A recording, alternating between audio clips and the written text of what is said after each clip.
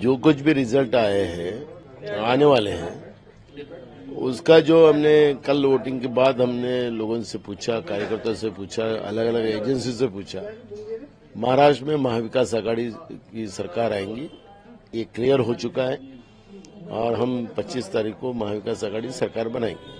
आपने कहा कि कांग्रेस पार्टी तैयारी कर रही है, अपने जो उम्मीदवार है उनसे बात कर रही है, उन्हें कुछ सूचनाएं दे रही है, किस तरीके की प्लानिंग है? देखो, हरियाणा में जो नुकसान हुआ है वो नुकसान महाराष्ट्र में ना हो इसकी चिंता हम करेंगे।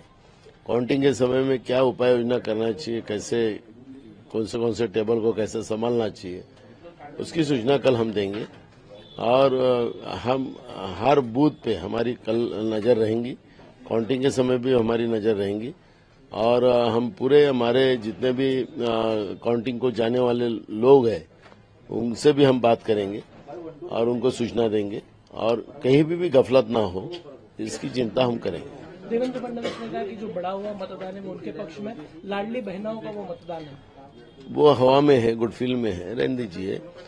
लेकिन आपने को देखा होगा कि युवाओं के वोट बड़े पैमाने में हुए हैं, युवतियों के वोट बड़े पैमाने में हुए, बेरोजगारी के शिकार जो हुए हैं उनके वोट ज्यादा हुए हैं और वो पूरा बीजेपी के विरोध में गए हैं।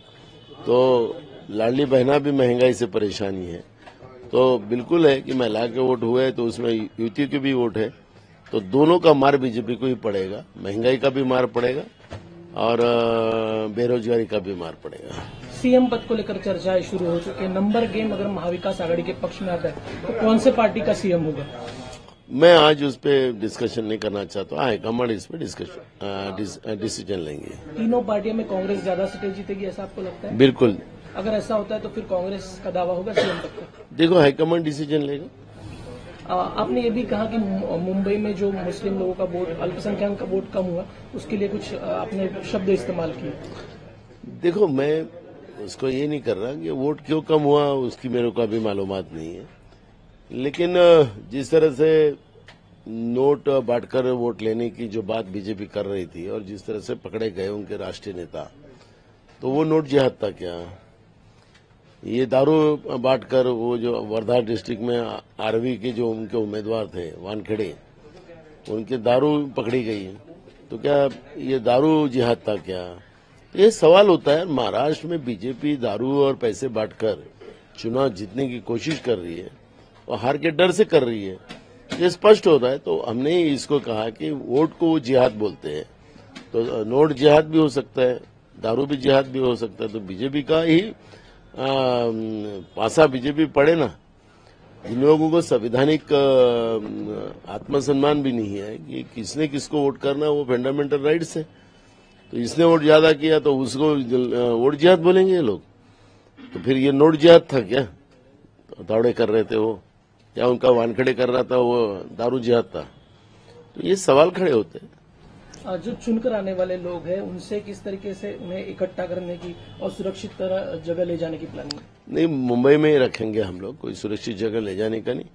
23 को रिजल्ट आएंगे, 23 की रात तक सब हमारे कैंडिडेट जो चुन के आए हुए हमारे साथ आएंगे और 25 को हम लोग सरकार बनाने का दावा करेंगे। आज राहुल गांधी ने एक बड़ी प्रेस कॉन्फ्रेंस की, अदानी पर आरोप लगाए, किस तरीके से कांग्रेस पार्टी इसको?